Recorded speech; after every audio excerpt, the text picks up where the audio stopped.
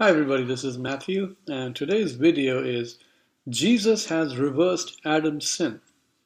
Now, what was Adam's original sin? It wasn't anger, murder, or cheating. Adam's sin was that he wanted to become like God.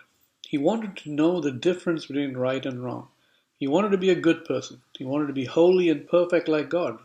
He wanted to know what is good and avoid evil. He wanted to do good and avoid evil. He wanted a moral compass. But why was that such a big problem? God told Adam that he would die spiritually on the day that he ate from the tree of the knowledge of good and evil. It's because God had created Adam as an imperfect person. He was naked. God never wanted man to have a moral compass, but he wanted man just to be like little children, innocent, knowing the Father's love. See, in the beginning, Adam was not aware of his own flaws. He did not know his nakedness, but he only knew God's unconditional love. 1 Corinthians 13 says that God's love keeps no record of flaws, does not keep record of sin. But the law, which is a tree of the knowledge of good and evil, actually keeps a record of sin. Romans 3:20 says that. And this law is the knowledge of good and evil. Romans 7:7-21 says that. It told man what was right and wrong, and it condemned man because man was unable to perfectly keep this law. James chapter 2 verse 10, Matthew chapter 5 verse 1 to 48. Jesus said that the law demanded that man be perfect like God.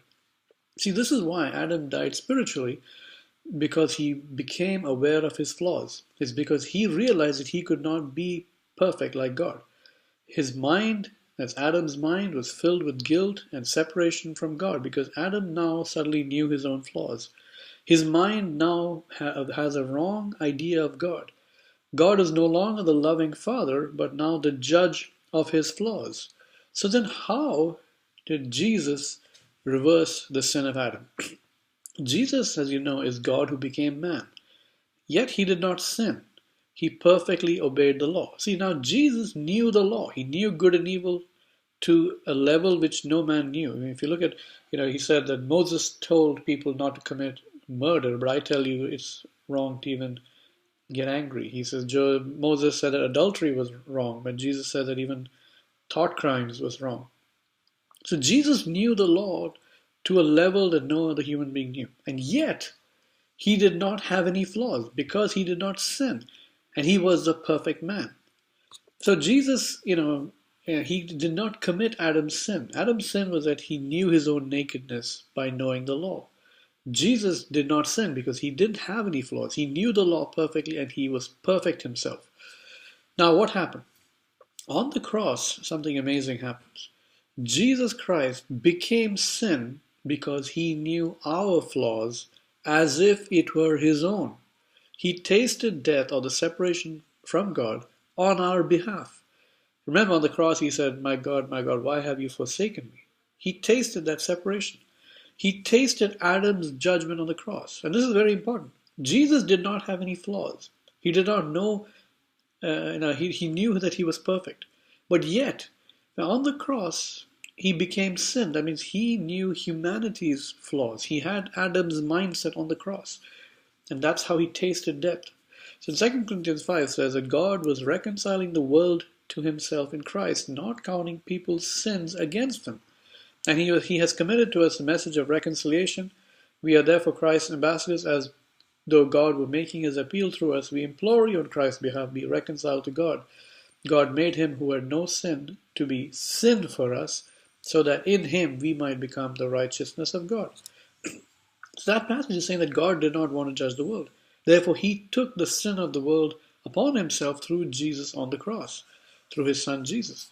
God became man so that we became flawless and righteous through Jesus.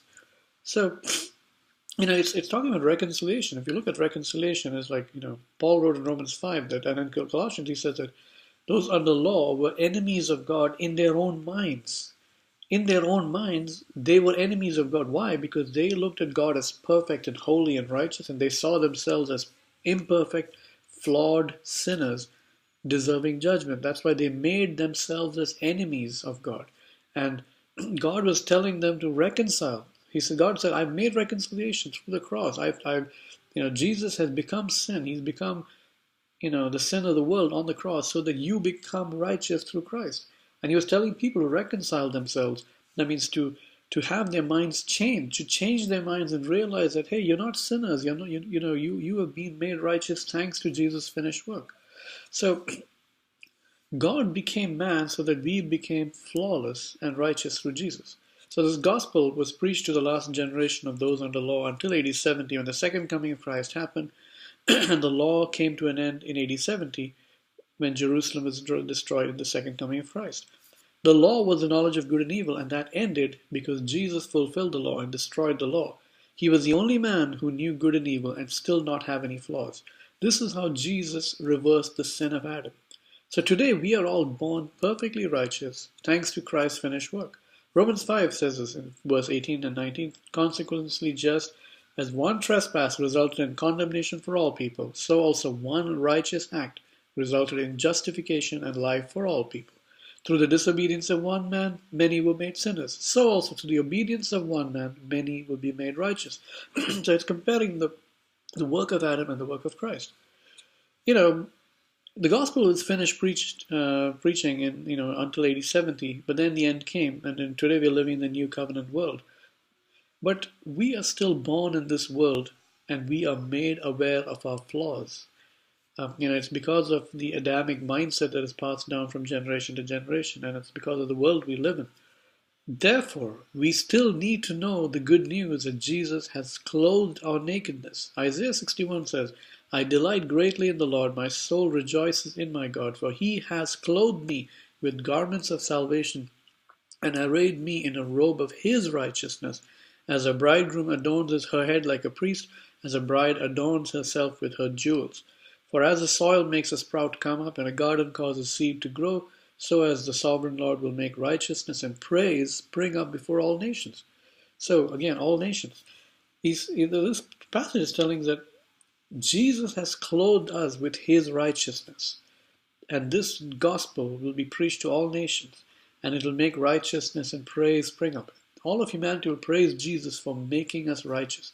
So today all we need to know is that we are not naked anymore. We need to know that Christ has covered us with his righteousness. We need to know that we don't have flaws. We are not sinners, but we have been made righteous. We are Daddy God's children, living as innocent kids without the need of the law, without the need of knowing good and evil. We can just be ourselves, knowing that we are accepted and righteous thanks to Jesus Christ. The judgment day is over, my friends.